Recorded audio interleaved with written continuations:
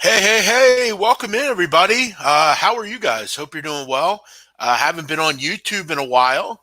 Took some time to get the website going, but I felt like coming on board, saying hello today, and seeing how you're all doing. Uh, Maybe doing a little college hoops breakdowns. It's a season of giving, so I felt like, you know what? I finished up some shopping, got some time here. Why not jump on and see what we can come up with here? Maybe try to help you do some finding for some games tonight and see if you can get some money. I'm debating maybe bringing the show back. Not long. It's not going to be like it used to be, but 10, 15 minutes a day, just checking into people to see how you're doing. We're not really doing much on YouTube anymore with the new show we have at night now. But I thought about coming on today, seeing what people are up to, and hopefully giving you some money to put under your tree this week, and then for the holiday next week. So if you're out there, say hello, and send in any questions you might have. We're only really going to do college basketball. Not really going to talk about anything else. Not talk about games tomorrow or anything like that. But if you have like an overall college basketball question, anything in general you want to talk about, feel free to send it in, and we can get it after it.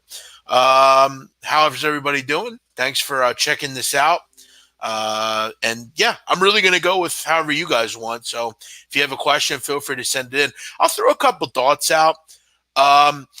This game in Athens tonight with Georgia and SMU is really interesting. You have a line here that I think on the surface, is kind of high, right? I mean, you have two teams that, one of which in SMU that is kind of a questionable team. Now, I had SMU. I backed them a couple of weeks ago against UNLV and got the win on the road. It was about a month ago. There's some concerns for SMU in this game. First of all, they haven't played since December 7th. They've been off almost 2 weeks, 2 calendar weeks, which is, I mean, usually have like a 10-day period, 7-day period, but 2 weeks is quite long. And generally, teams that have over a 10-digit layoff, or I'm sorry, a double-digit layoff, usually come out slow. Let's throw in the fact that this team is very slow from a pace perspective. And the last thing we remember was in the only step-up game that they've played, they got run off the court against Georgetown. They got beat up in that game, gave up 91 points in that game in Moody Coliseum. They were down 49-26 at half. They got beat up in that one, and we haven't heard from them since. And what made that concerning for me from a SMU perspective, I like this team, but as usual with Tim Jankovich's team, they're slowly, kind of trying out bench players. They haven't really been able to toy with that. They've always been a good rebounding team. They're a good offensive team. They get to the line. But I'm wondering how they play against better competition. Now, I want to make this clear. I don't think Georgia is that good.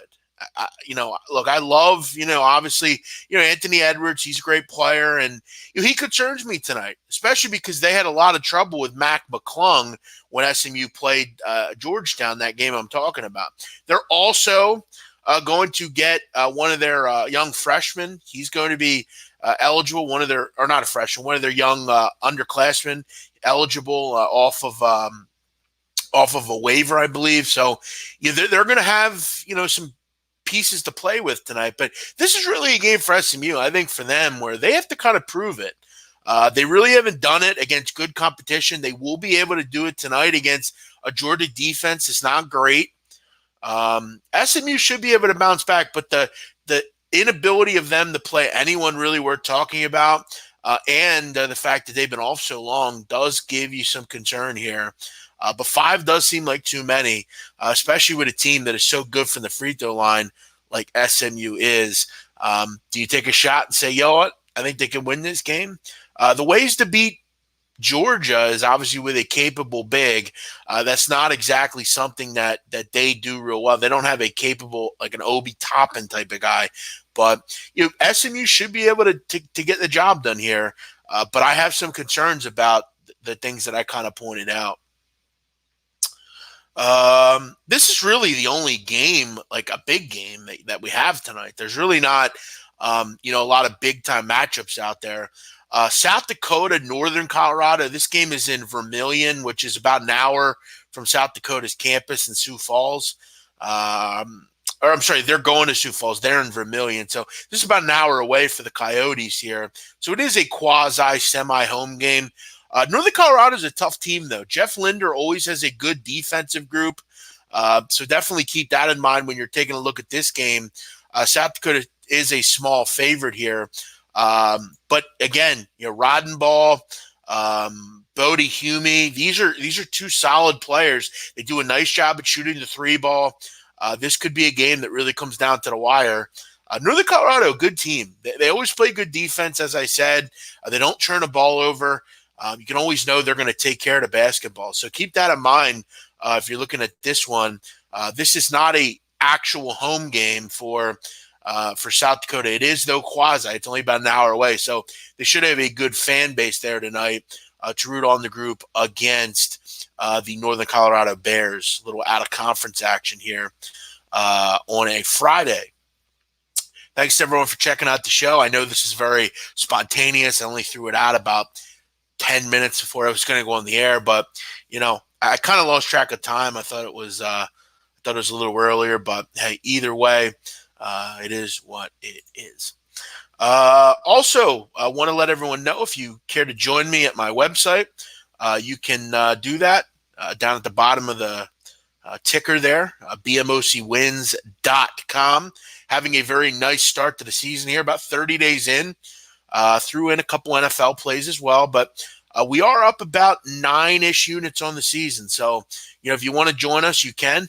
Went through a little bit of a small losing streak, just lost about 3 in a row here. But again, really have been proud of what we've done.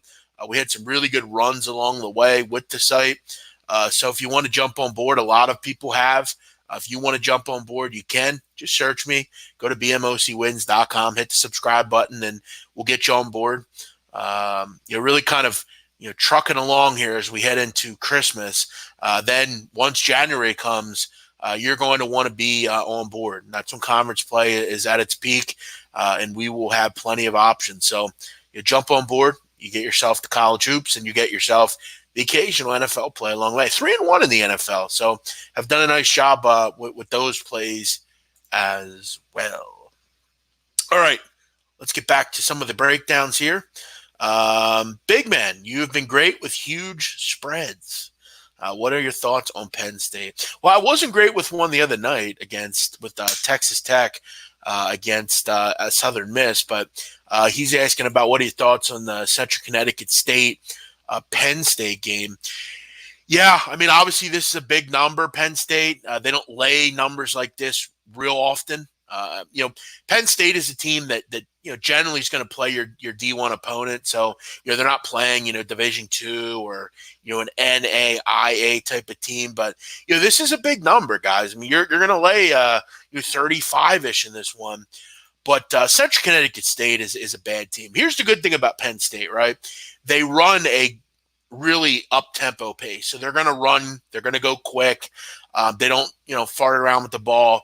They're going to get into their plays. They're going to get into running in transition, and they're going to go. They put their head down and get to the basket. That's really kind of what they do as a group, and they're pretty balanced. They don't depend on just one thing to score. They're good from the free throw line. They're good from three. They're good from two. They're really good however you look at it. They have a solid bench, an experienced team. Faced Maryland Eastern Shore, 184-46, won by 38 there. And Maryland Eastern Shore is a pretty similar opponent to what Central Connecticut State is. This is a bad team, Central Connecticut State. Beat Wagner 91-64, so weren't able to get it to that one. But your competent opponent's going to be Maryland Eastern Shore. Central Connecticut State, for what it's worth, is coached by former NBAer Danya Marshall. One of the worst jobs in the country. This team has no wins on the season. They're 0-11. You look at some of their games so far. I mean, they literally do nothing well. Nothing. The only thing they do at a decent level is they do get to the foul line, which is kind of good. This is a Penn State defense that has struggled with putting opponents on the line. But you look at this is the best opponent Central Connecticut State has faced. Keep in mind, lost to Vermont by 32, lost to St. John's by 30, lost to Arizona State by 41. Listen, this should be a spot for Penn State where they take care of business. But, Penn State, again, doesn't play until 9 days from now. You're going into Christmas here. So what's your incentive to win here? I guess your goal is if you think they can win by 40. This should be an 88-50 type of game. That's kind of where I would have it at. This is a really bad team. This is one of the bottom 5 worst teams in the country. So, again, I'm not a guy that really, when it comes to this, do I take the points in this situation? No. But is this a game I'll be betting on? Probably not. There's just, you got to remember, this is a game where if you're going to lay big numbers, you want to do it probably kind of early in the season, first 2 or 3 games.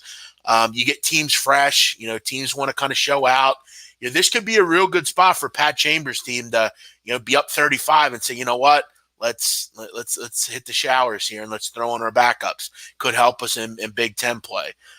You're always looking to see what you have on the bench. So, I'm not going to tell you if you like it, you shouldn't bet it, but this is a spot where you really just kind of let the bettor make their decision.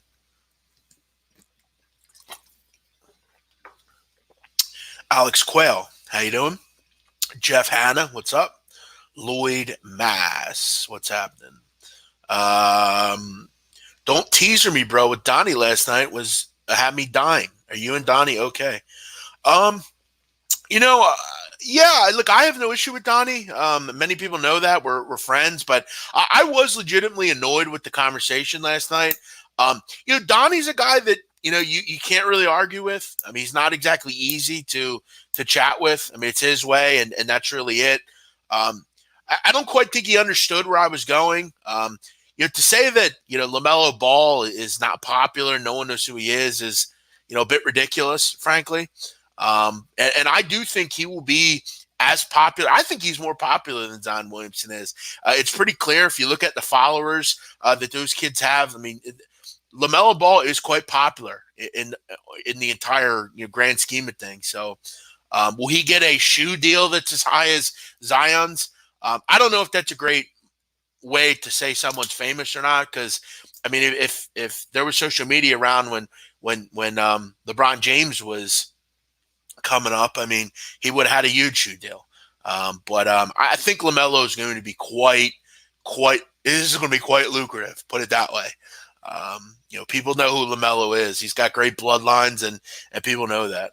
All right. Any thoughts on Furman and Mercer? I've liked fading Mercer. Yeah, that's an interesting game. I think for me, though, if I had to play it, I would probably look towards the road team. But I'm going to make it clear, guys, if you're betting a lot of road teams, you're not going to win. And, that's really the grand scheme. If you're taking road teams, you just be aware what you're doing. It's not easy to win on the road in college basketball. It just isn't. And that's one of the problems right now with college hoops, where there's a lot of neutral site games, a lot of random things going on. And, Mercer, for what it's worth, is a pretty decent basketball team. They have some guys that can score. Georgi Dimitrevic, he's a good player. Masai Bender comes from West Virginia. He's a good player. Ethan Stair, Daniel Love. It's a pretty decent team. But Furman can play, man. Great offensive team. Don't make any mistakes. And that's going to be the real question. Can Mercer stop Furman? They didn't have any success last year beating the Paladins. And Furman's a good team. They really are. And the problem for Mercer is the one thing they do pretty well is shoot the three. And one of Furman's great strengths is that perimeter three-point defense. So, for me, Mercer's kind of been a team that, if I did kind of look towards them, I've kind of observed, and they've had a lot of trouble. Had a lot of issues at St. Bonaventure, got beat by double digits against a pretty bad Canisius team. They lost to Holy Cross by 14. Bad loss there. We're never in the game against Georgia State. Not great. Lost to Georgia Southern by double digits. Gave up 98 in that game. Also gave up 109 to St. John's in a 30-point loss. This is a team that's had major issues defensively. And if you know anything about Furman, they're pretty damn good basketball team. So you keep that in mind. I would not really be looking towards the Mercer way. And that's basically because in observing what they've done, they just haven't been very good defensively. Southern UCSB. I don't have much in that game. UCSB continues to have, they're never healthy, which is kind of irritating. Max Heidegger, continues to be out of the lineup. He had a concussion last year. He's got another injury this year. He's never really been healthy. And that's concerning because in the 6 games he played, he had 20 or more in 2 of those games. So he's an important player. And he's a guy that when have him healthy, they're a team that should be able to win the Big West. But they've never gotten him healthy, and that's kind of been an issue. Should they be able to beat Southern by 60 or more? Yeah. I mean, Southern's not good on really any level out of the SWAC. So, but yeah, not one that I had much interest in. Binghamton against Pittsburgh. Any thoughts? I like Binghamton. I like Sam Sessoms a lot. Saw him play in high school. He's a good player, Sam Sessoms from Binghamton. Do I want to bet them, on the road, in Pittsburgh at the Zoo? Not particularly. But, Binghamton's getting there. They're getting there under Tommy Dempsey. It's not easy because, again, they have limited talent. But, Pierre Sarr and Sam Sessoms have been pretty major contributors. If you know anything about Pierre Sarr, he actually came over from Monmouth in his final season. He's going to play up at Binghamton. So, they've been a pretty nice tandem there. Pittsburgh sometimes sleepwalks. And this is a team that's tough. They play a decent brand of basketball, Binghamton. They don't turn it over. They're not terrible defensively. They do a nice job from the three-point line, actually. They're actually pretty good. I mean, opponents only shoot about 31% from 3 against Binghamton. Binghamton's not the same stepping stone that they've been, but they are pretty reliant on the three-point line. You look at they're 5th in the country in point distribution from the three-point line. So basically, in layman's terms, what that means is they are very dependent on the three-point line, and Pittsburgh isn't. So, that could be a real problem for Binghamton in this game. When you have a team that's so dependent on the three-point line, generally that's not a great sustainable way to score points, especially with teams like Binghamton because they can go cold pretty damn quick. So I kind of like the under, if I had to play it, under 132.5. It would surprise me if Binghamton get to 60. This seems kind of like a 72-55 type of game, something like that.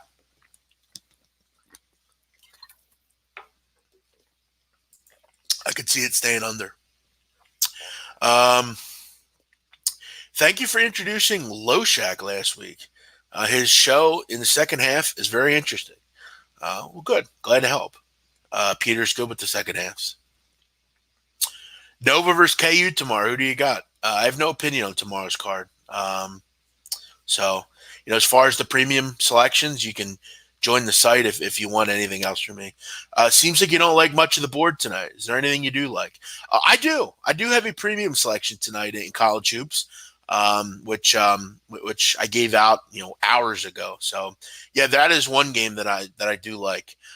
If the rest, a game, I considered SMU, but some of their concerns with just not playing in 13 days and the fact that the only step-up game that they played well or played a team that was good was a game that they got beaten up in doesn't give you a lot of interest. And this line is kind of interesting. Why is it 5?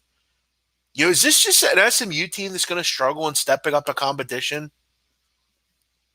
Maybe. BMOC, do you give out locks these days? I don't ever remember doing that. I've never done that. I don't give out locks. For anyone that does, I mean, I would probably run the opposite way. There's no lock in this business, guys. I try to put my money in the hands of the best, uh, bets and selections, and that's that. There's no locks in this business. And for anyone that asks me that, I try to avoid giving those answers. People ask about Delaware. Yeah, Delaware, this is an interesting game tonight against LIU Brooklyn. Not an easy place to play up there. If you know anything about LIU Brooklyn, that's a tough place to play, that Steinberg Wellness Center. Right in Brooklyn, Derek Kellogg, a good coach. This team has played a really tough gauntlet this year. You look at the opponents that LIU Brooklyn has faced so far: Rhode Island, San Diego State, Texas Tech. Faced a pretty good Rider team.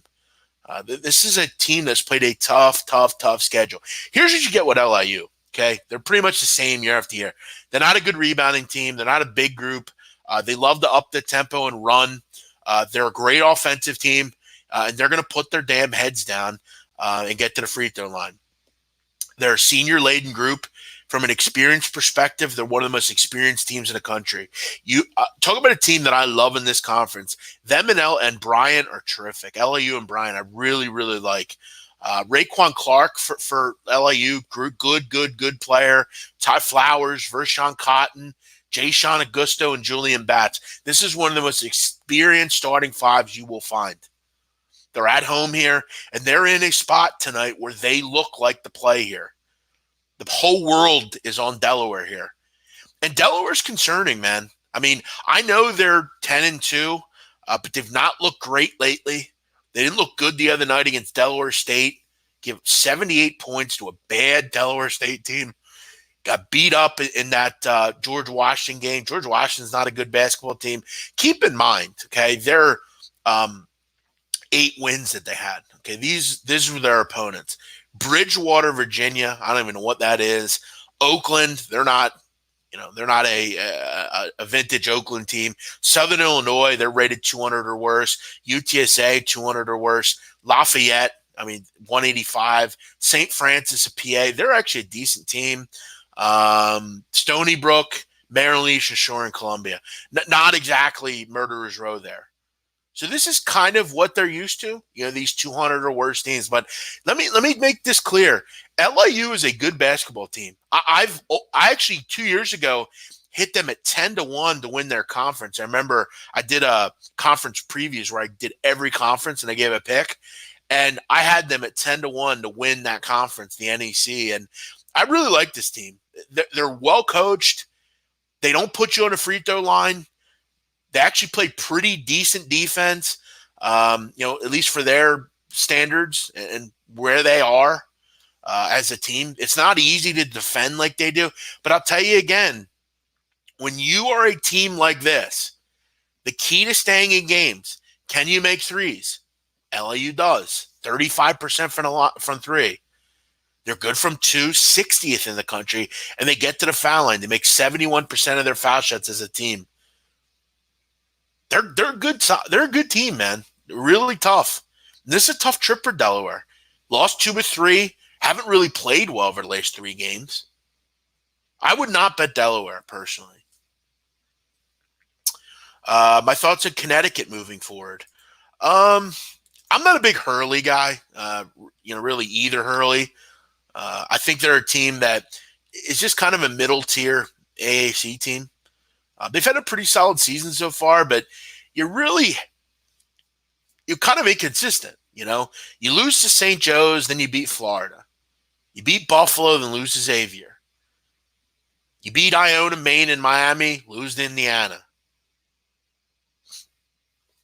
Again, though, you've got to be excited, though, because all these games have been pretty close. Got to get the offensive numbers up. Haven't been real good there. But defensively, they look good. Definitely look good. Christian Vital, a good player. Altry Gilbert's been a good contributor to this group. And they're pretty deep for the most part. So, yeah, they'll be interesting to see, because in the American, now that James Wiseman's not going to return, Cincinnati's got a new coach. Who knows what his relationship is with Cumberland? UCF's down this year. Houston looks good, but this is kind of an open conference. Wouldn't surprise me if a Connecticut made a run. So, yeah, I think there's room for excitement in stores for sure. Just need to get a little bit more consistent. And really since Thanksgiving they have been. They've just done one neutral site loss to Indiana, a game that was right there for the taking. So, for them, I think it's about taking care of business on Sunday against New Hampshire, a game that they'll win going away, and then taking care of business against NJIT, and then you're going to have a few days off, and January 1st you're back at it for the start of conference play. So, yeah, won't get to see them this. Actually, I believe they come to Philadelphia late in the season, so I'll definitely see them live when they come to Temple. The only lock Big Man has is on his front door. Yeah, that's a good point, Josh. Good call. Good call. Also, want to let everybody know, Donnie Wrightside and I do a podcast now. It is on iTunes. You can search it. It's called Don't Teaser Me, Bro. We do it Sunday to Thursday, 10 o'clock Eastern. You can call in. You can join us. I know there were plenty of people that didn't know where to find the show, but you can find it on iTunes. It's posted every night. If you want to listen to it live, you can go to Blog Talk Radio and just search for it. Gilbert has been horrible this season. He's been a good contributor, though, and they're going to need him to get better. So, yeah, check that out. I'm actually going to record a little bit of a bowl thing tonight for that. I'm going to record it on my own, going to put it out, kind of previewing the bowl game. So if you want to check that out, it'll be on iTunes. Are you and Ski Profit ever going to do an NBA carding it? Probably not. Maybe when the playoffs get here. But guys, a lot of the reason for cutting down on content has been the fact that, I'm looking really to kind of slow down what I'm doing. If there's a company out there that wanted to hire me to do content, and kind of supplement what I'm doing with the picks, I would love to. But for me with my website, I'm just kind of looking to extend more time to that. And that's kind of what I'm doing. Content is takes a lot of time. And when you're just doing it on your own, it takes a lot of time up. And I was taking a lot of time up with what I was doing. I mean, I was doing 3 shows a day, over 3 hours of content every day. Really wasn't getting anything out of it.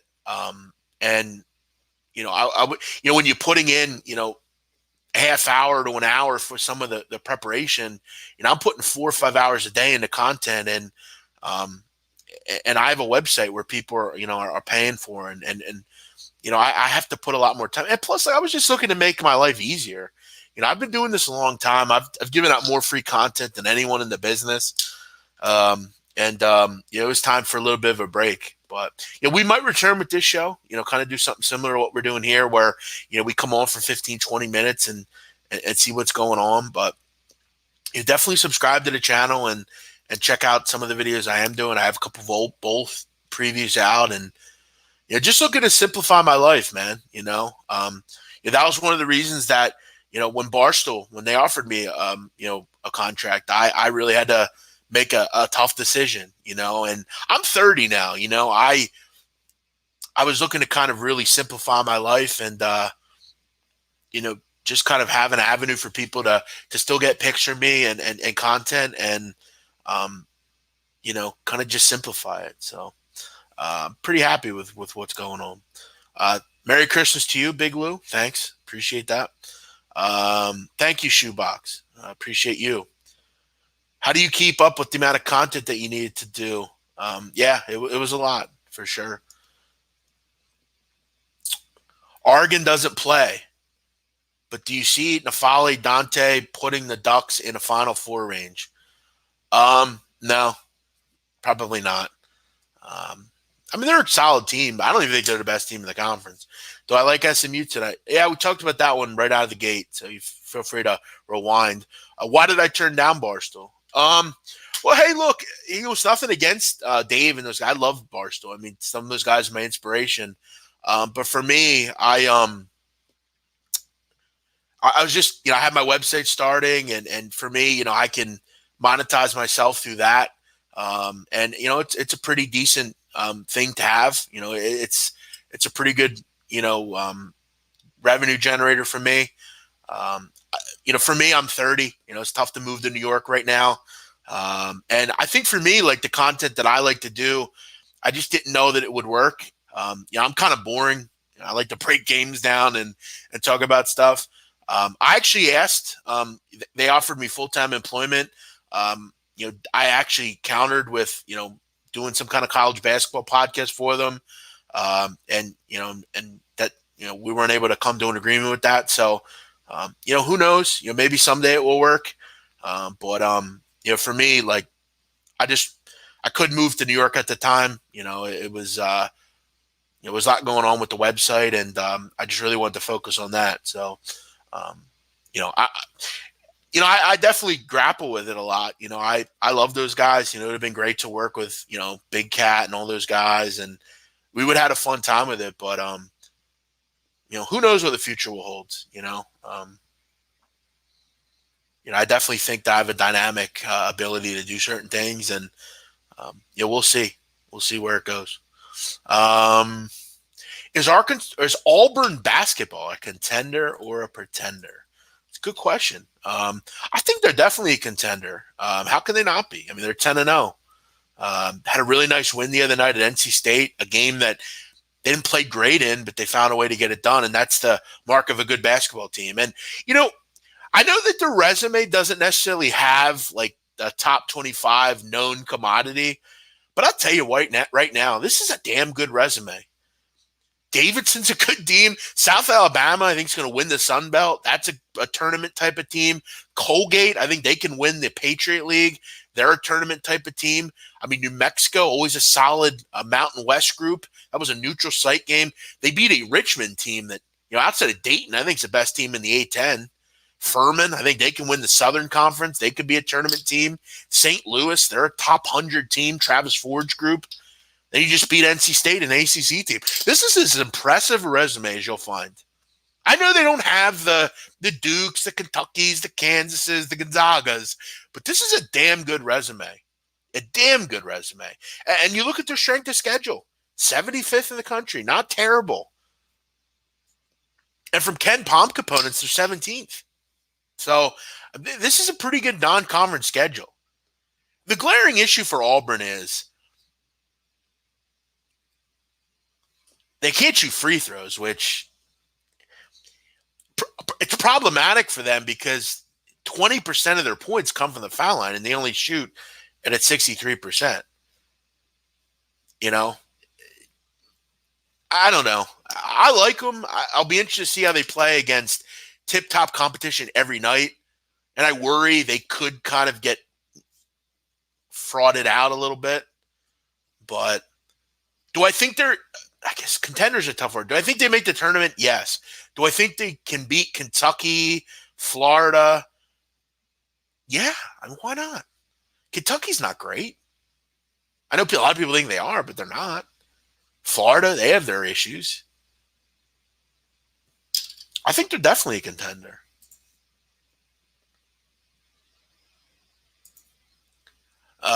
You're asking about Duquesne. I guess you're asking me, are they a contender? Do I think they're a contender? Probably not. I mean, the A-10's really good. They feasted on a pretty bad schedule so far. Their strength of schedule's 322 in the country. So, I mean, they've really played nobody. I'll tell you, though, the Radford win was impressive.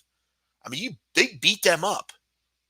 And Radford's a pretty good team. But outside of that, there is very little here. Very little here. And when I look at the A-10, they're not better than Dayton. They're not better than Davidson. They're not better than Rhode Island.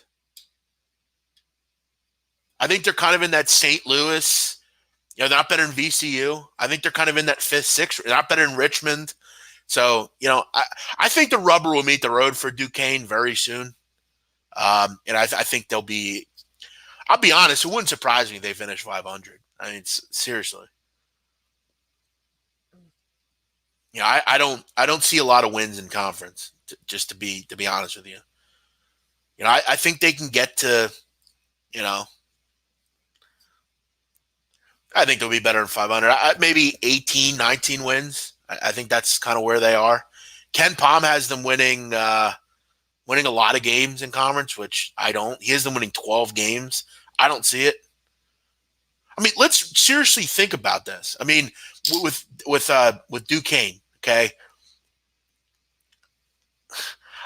I mean, I don't think they're better. The only teams they're better than are LaSalle, Bonaventure, Fordham, GW, and Bonaventure. Like, I think they're a mid-tiered team. Now, do I think they cover some numbers? Probably.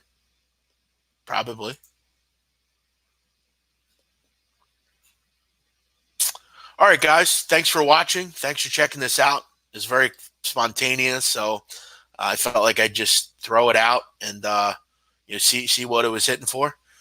Alex Quayle, a lot of love for Vermont tonight. They've been pretty disappointing this season. Yeah, no, they definitely have. This is a tough number to lay to tonight, Vermont. You got to wonder, where's that game where they just kind of put it all together? This could be it. I mean, Lipscomb is not. This is not a vintage Lipscomb team. And yeah, I mean, they really haven't put a lot of games together where they kind of showed out. Central Connecticut and glowed it. That was about the only one. Towson was impressive, but yeah, I mean, if it's 11, I probably have some interest there. I think Lipscomb. It would really surprise me if Lipscomb got to 60 in this game. So, I think that has some. 10.5 is not bad. This kind of seems to me like a 72, 57 type of game. Something like that.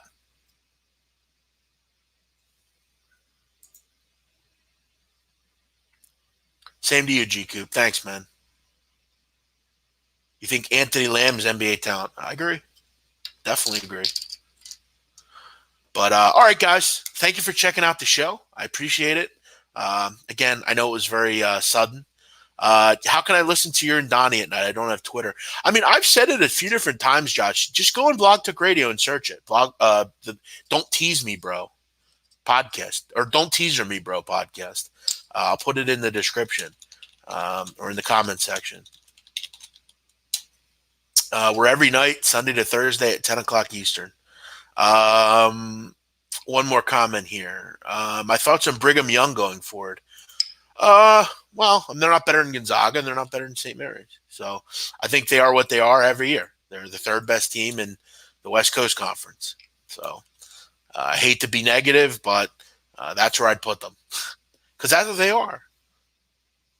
They might get a win occasionally against one of those teams, but when it all comes to fruition at the end of the season in the Mountain West tournament, I think they're third best.